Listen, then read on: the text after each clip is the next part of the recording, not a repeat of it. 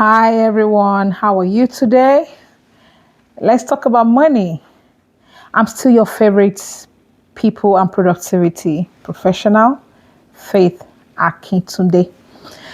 Today, let's talk about 10 things that can accelerate your journey towards financial freedom or financial success. Right? Are you ready? Number one, you need to be bold. What did I say? You need to be bold. Some of you are shy. You don't want to say no. You say yes, yes, yes to everything. You don't want to disappoint people. So when everyone asks you for something, you give. I love to give, and it's an important part of actually your journey to productivity or your journey to financial success. But you've got to have a plan and a budget. So you got to be bold to design a budget for yourself and then stick to it. If you are done with the portion of your budget that is for giving, for social activities or social good, then you're done. And let's wait for next month. That's if you're a salary earner. If you're a business person as well, make a plan, a budget based on your projected income. You've got to be bold to say no when you need to say no. Right? What's number two? You need to invest. You need to invest in asset. If you are, whether you're a business person or you're a monthly income earner, you need to invest in assets that can either reproduce or can grow over time. I remember very early in my career when I got my first job in Ile-Ife. Ile-Ife is in a small town in Osun State, which is another small state in Nigeria. Very, very small population, right? The pay was very small, was about 30,000 naira. Today, that's an equivalent. I'm not even today. In that time, we can say an equivalent of, say, maybe $500 or 1,000. I don't remember the exchange rate at the time, but it was a small job at the time. Do you know what? I bought a land. I didn't pay for that land cash outright, but I invested in a land that I could pay over, I think, was it 36 or 48 months. So a portion of my small income was actually going towards paying for that asset. If you're waiting for having enough money to buy land at once, you may never buy land. So you need to plan a part of your finances or a part of your income that will go into investing or buying asset. You can actually pull funds, pull money to buy a land together with trusted friends. Watch the word trusted friends or the phrase trusted friends. You can collaborate with people to buy an asset, and over time, either you buy them out or you you let it grow and then you can sell off and share the funds. But don't wait till you're able to do everything 100% or do everything at once before you start. Okay? You need to also live below your means. That's number three. You need to live below your means. In my opinion and in my experience, even before I got married, I was consistently living under my income. Under my means, at about 30%. I was living at about 30% below my means, and I'm so happy that when I got married, and that takes me to the next point. Anyway, that's marrying right, marrying right. So when I got married, we shared very similar philosophies. We're living at least 40% below our means. We are able to afford more than double of the lifestyle we're living today. And that's not to tell you that, oh, we're so comfortable. No, we try to live below what we can afford so that we can also either help our family members, help our friends, help our church members, be able to contribute to the work of God or the things that we're passionate about. And of course, be able to build a sustainable future. So if you're living the type of life that is not sustainable today, you're actually eating into the future. I remember a very respectable man of God that I watched some of his videos, and he was saying, buy the future. You cannot buy the future if you're actually eating the future today. So you need to live below your means. So I think I've done 3 and 4. Number 4 is marry right. If you marry the wrong person that you don't share similar financial philosophies, you just have to fix that.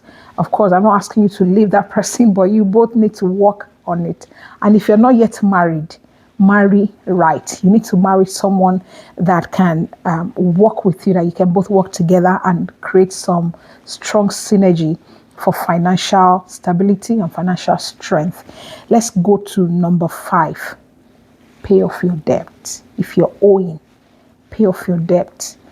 At some point, if you realize that what you have in investment or in asset is lower than what you're holding in debt, you have to find a way to accelerate your process of paying off your debt.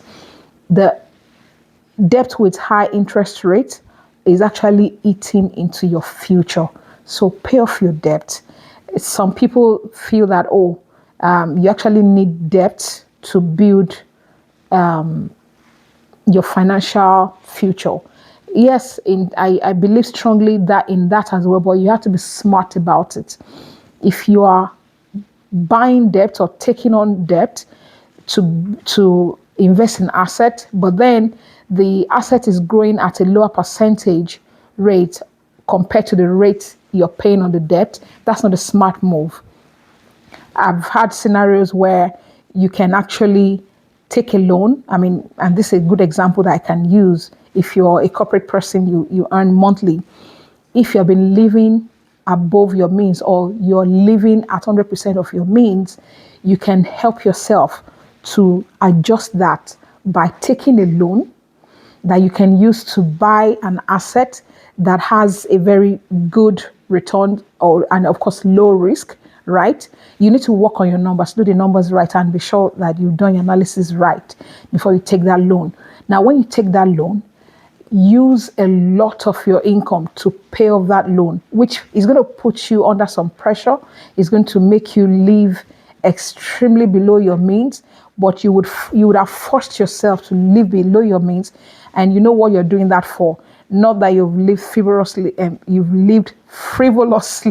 and then you're broke.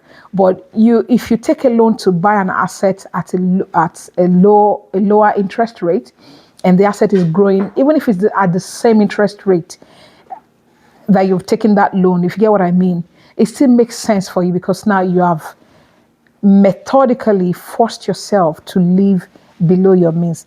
In whatever way the debt has come, please make sure you pay them off. Pay off your debt, accelerate paying off your debt, prioritize it, and that can speed up your journey towards financial strength or financial success or financial freedom, if you will. And then you want to avoid living like the Joneses. If you benchmark your lifestyle with other people's lifestyle, you will just give yourself heart attack. You need to curate your own journey and be content with what you have. You know the reason why you're living the lifestyle you're living today, especially if you're living below your means. So you cannot compare your journey with someone else's journey. The moment you start to compare your journey, you're going to really derail. You don't want to do that. So if you want to accelerate your journey to financial success, you need to quit comparing yourself. You need to quit trying to live like the Joneses or trying to be like your neighbors. Okay? And that's number 6. Number 7, you need to cut unnecessary expenses. My Owambe friends, my Chop Life gang. I love to chop life, but the chop life, in my Nigerian sense, chop life is enjoying your life, right? Just living a soft life, buying things that give you emotional satisfaction, even though it might not give you purposeful fulfillment, as it were. You need to cut down on that, cut down on unnecessary expenses. You need to, if you have budgeted it, right? If you've budgeted that expense and you know you can afford it, you can accommodate it alongside your plan, of course, go ahead. Sometimes give yourself a treat. But when you do this unnecessary expense in the name of a treat, in the name of, oh, whenever I'm upset, I go shopping. I used to be that person, but we have been delivered. So, yes, unnecessary expenses, you need to take that out of your game if you want to accelerate your journey to financial freedom or financial strength. Number 8, this is not a, I wouldn't say a flat out principle, and you can tweak it, you can adjust it, right? And it is to invest at least 20% of your income. For some people, they cannot afford that because even the income is not taking us to the bus stop. But I would encourage that at a certain percentage of your income should go to investment. And honestly, it is not about the size, it is not about the amount, it is about the culture shift, it is about the mindset. You do not eat with your 10 fingers, do you? Even if you're eating burger, try not to eat with your 10 fingers. Of course, that's just in a way to put it, but in practical terms, don't eat up all your income. See, there is no amount of money that will be enough, as it were. Even our senior friend Dangote is looking for more money. There is nobody that is not looking for more money.